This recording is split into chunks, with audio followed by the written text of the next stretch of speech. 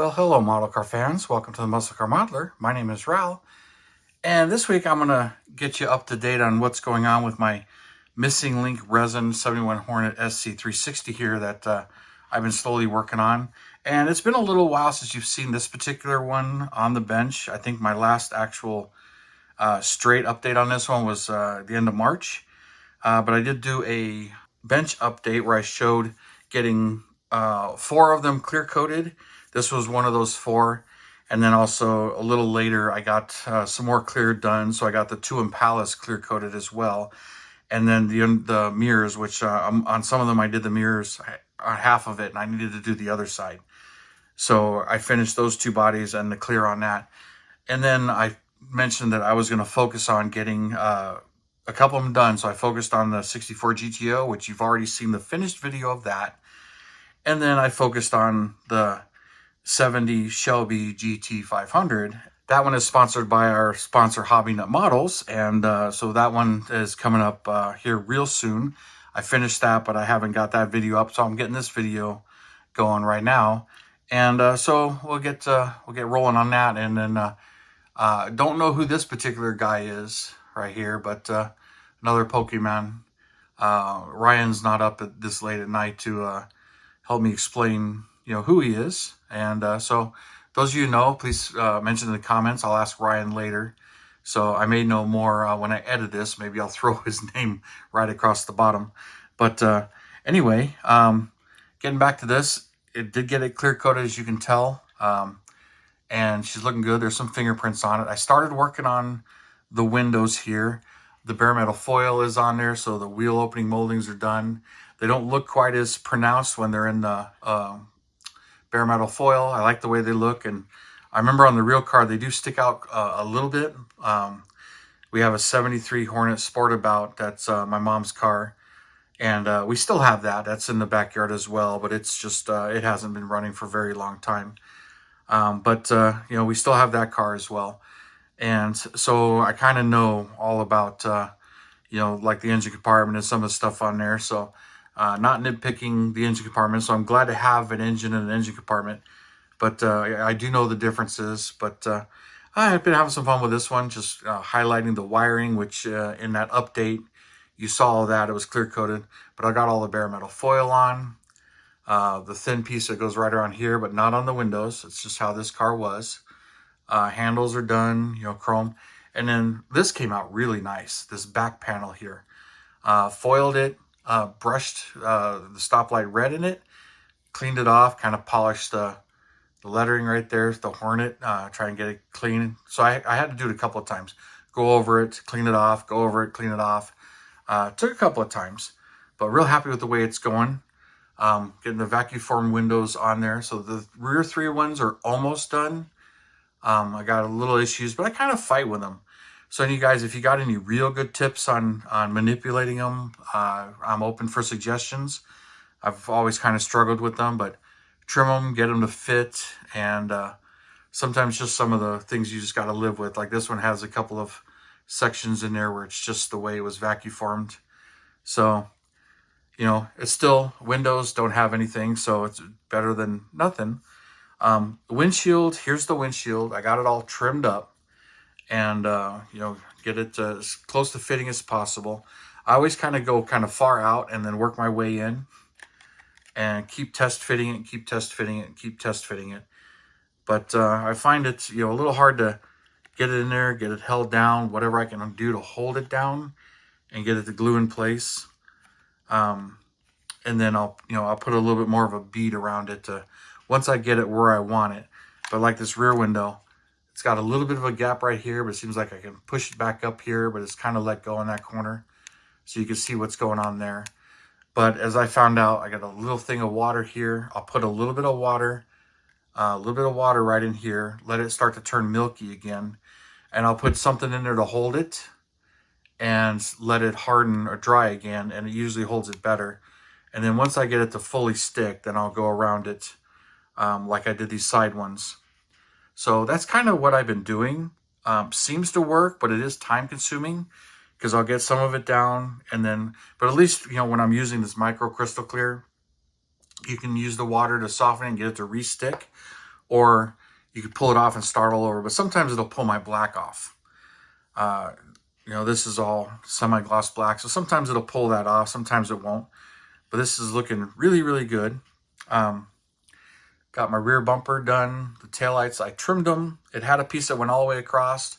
I was having some interference issues, but I'm going to put bare metal foil on the backside here to make it a little bit more reflective, but I haven't done that yet, which is why it's not glued in. So here I can mock it in place, put it in place. You can see what it looks like. And then there's a gas cap right here that goes right in the middle here, so that'll get glued. But it seems to stick out pretty far, but that's okay. I'll detail it and stick that in place, but that's not ready to be glued. But that's coming along. Really happy with that. So body's looking great. One of the things I did experiment with a little bit, I wasn't happy with the black shine that was on here. I decided I was trying some different paints. See, this is like really flat, and it also seems to rub off fairly well. I don't want it to rub off, but it seems to do that. So I shot some of my semi-gloss testers that I really like to use over this. Now what this is, I like to use, you know, the tester's 1/4 ounce bottle, semi-gloss black. This is from like Hobby Lobby, get it locally, but at $2.69 for 1/4 ounce. And then when you compare it to this, you get 2 ounces, but this is thinned. You know, this is like $8, but I got the 4-pack just to experiment. So it has base coat black, you know, meant for clear coats. This is more like, you know, what I'm used to using on the outside. But it also had low gloss black, BL2, which I tried a little bit of this, which is kind of what gave me the very, very flat shine on this, which I don't really care for that much. I mean, there are times this is good for hoses and belts and stuff, but you know, on this, like, all right, I prefer the semi-gloss black. So I shot this over that, and that's what I got. Now, there was also BL3 semi-gloss black, but it really didn't seem much different than this, a little bit more. And then here's gloss black enamel, BL4. So there's a 4-pack of these 3. I used up all the BL3, and, you know, I tried some of the BL2. But I'm going to, you know, keep sticking with my tester's semi-gloss, which this, you know, even though it's a 1/4 ounce, 6 bottles of these, because I thin it about 30%, ends up making the same amount of this. But I mean, it's still $15. But I've just always been real happy with this particular one. So I get asked all the time what I use for black, and this is pretty much it. And that's kind of why. You can brush it on, or you can thin it like 30% and airbrush it. But that's the results I've been getting with that, and I've been happy with that results, but I've been looking for something that does that same result. But so I've got all this in here to do another coat of the black on, because not too thrilled on exactly how that is, but we'll be doing some cleanup and getting the chassis and interior up to par on this one. I've got all my wheels here, the front bumper, which does fit and it's ready to go on, but the grill is in there and it's the same flat black. And a matter of fact, I think, yeah, you can see there's a scratch or two on it, but it's, I'll give it a light coat of the semi-gloss, but being this what it is, it'll cover nicely without, you know, having to put too much more on it. But, you know, the dash, I had to go with black interior on this one, but, you know, got that ready. Exhaust, a lot of this stuff is ready. Oh, the engine. The last video, I was actually putting the engine together. Well, since I had let the rest of it dry, I'd finished gluing some of the rest of this on, so you could see how the engine came out with the exhaust manifolds, the carb, you know, all of this stuff. There's the fuel pump. And I'm real happy with the way this looks, and it fits in there and it's looking really good. So it won't be much longer on this one, but this engine, it's just looking awesome. I got a few more things. The mirrors are actually chrome, so these I'll just use the chrome paint, clean them up, and you know, get them cleaned up as much as possible. But these are going to be completely chromed.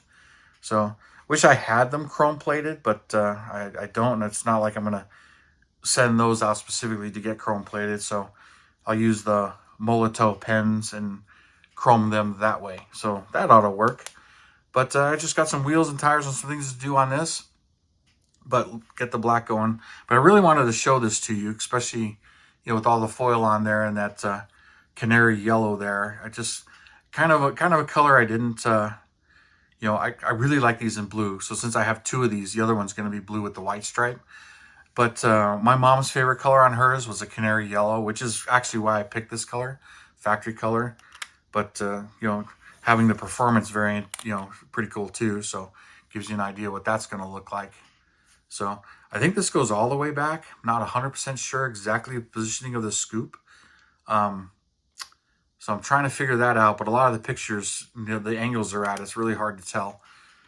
But I guess there's, you know, no really wrong way, you know, obvious. But I'll figure it out. I'll get this windshield glued in, get the inside rearview mirror glued in.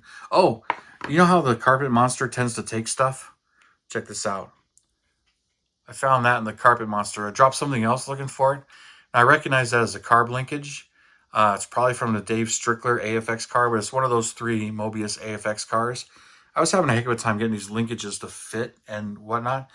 And you know, at one point in time, I just kept dropping it on the floor and I had lost it and I just gave up looking for it. So it's kind of funny. I was looking for something else and I found this. That's how it works sometimes. But, you know, hey, found it. I don't need it anymore. I gave up on it, but there it is. And I'm not going to try and put that sucker in because I couldn't get the 2 holes to line up because the intake velocity stacks and all that fun stuff. But anyway, that's just how some of this stuff goes. And just don't fret over it sometimes. You know, that was, nobody really noticed that it wasn't there. And being that there's only 2 linkages out of all the linkages that are on the real car, it's just kind of odd. But anyways, you guys, I figured I would share that with you. Show this off. Pretty excited about it. And I know a lot of you are wondering what's going on with this. But I have been slowly working on it, but focusing on the others. And like I was doing a little bit of foil to some of them. So I did a little foil to this one. Then I get tired and give up, go to bed. Which is pretty much what's going to happen tonight. I'm going to go to bed here and work on some more in the next day or 2. But I'll show you some more. But got to get that other video done of that 70 Shelby so you guys can see that. So thank you guys for tuning in, subscribing, and all your comments and everything. I really do appreciate it, you guys. And you have a wonderful weekend, and I'll see you next time.